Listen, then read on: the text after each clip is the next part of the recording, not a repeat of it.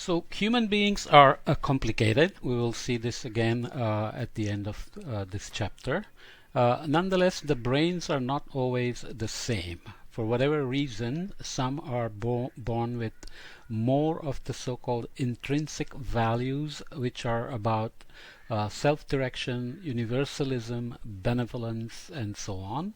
And then there are some that are focused on extrinsic values, hedonism, achievement, power, image, security, etc. I think we are seeing some narcissism play out among some politicians. Some people like attention and so on. So there is a broader concept developed by authors like Jonathan Haidt and Dan and Chip Heath, which in the book Switch use this concept of human brain having basically a what they call a rational rider and a emotional elephant. So rational rider essentially loves to rationalize, contemplate, analyze, but mostly delay action, and that is controlled by the frontal cortex, which is all our calculations.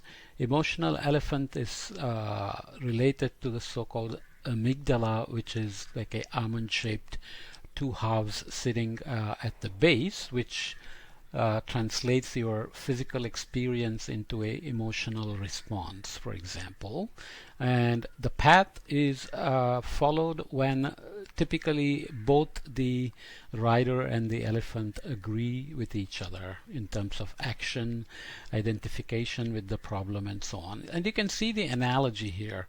Emotional elephant is big, hard to steer, big inertia, which means once it starts moving on a path, it's hard to control. And rider is small, relatively speaking, but can control the elephant or steer the elephant. So the idea is that for big changes to happen, how to change things when change is hard, you need to advise the rider and motivate the elephant and have a clear, well-defined destination. So the path has to be clear. Excuse me. Okay. We have to account for these things when we plan big things. And there are big citizen groups which do these,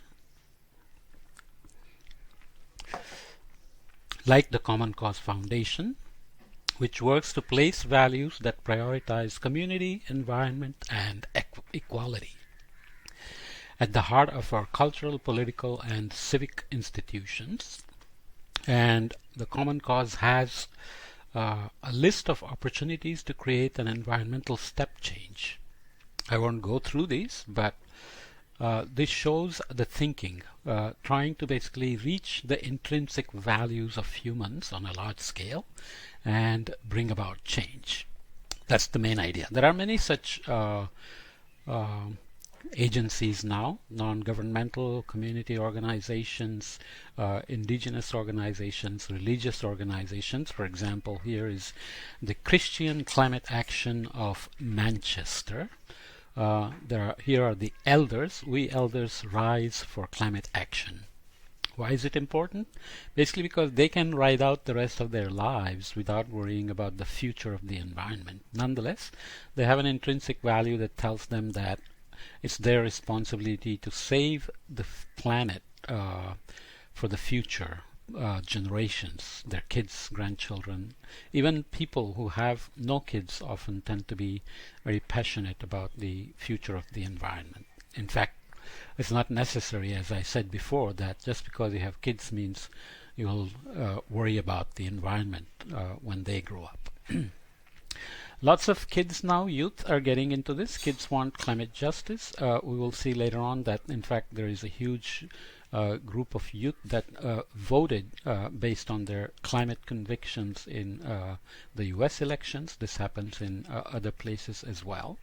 Of course, there are tricks because kids don't necessarily have all the information they need in terms of the pros and cons. For example, they want climate justice, but what exactly does that mean in terms of the choices and the pros and cons for their own future, economic growth, their own employment, their education, and so on.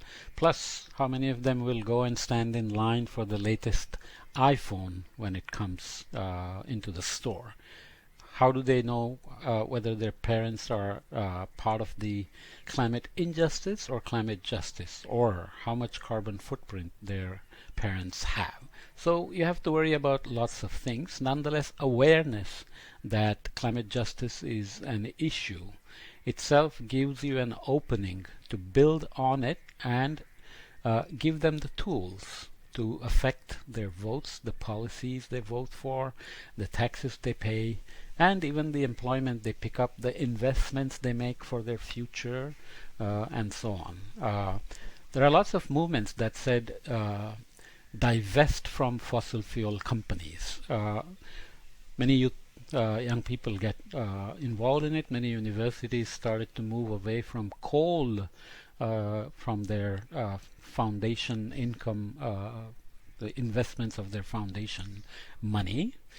Obviously, coal is very bad, and it is going down in terms of usage, but will not be outdated anytime soon, even in rich climate-conscious countries like Germany, because it's an option. It's part of the portfolio that you cannot easily get rid of. Okay, you see, the flush got just pulled because my apartment is being cleaned.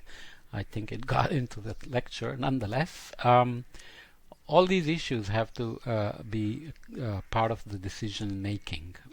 How we bring about climate justice involves many choices. Okay, so just divesting from fossil fuels may not be possible because, as the old saying attributed to a Saudi Arabian energy minister, the Stone Age didn't come to an end because they ran out of stones. There were alternatives. So fossil fuel, coal, etc. will be outdated when alternatives become available and cheaper, or there are financial incentives to switch to them. Right now, renewables are growing in percentage contribution to the total energy, but are they carbon neutral? Are they self-sustained? Are they economically viable? All those questions have to be answered, because just subsidizing them to try to replace fossil fuels is not going to work as well. So all these issues have to be considered in climate justice decisions.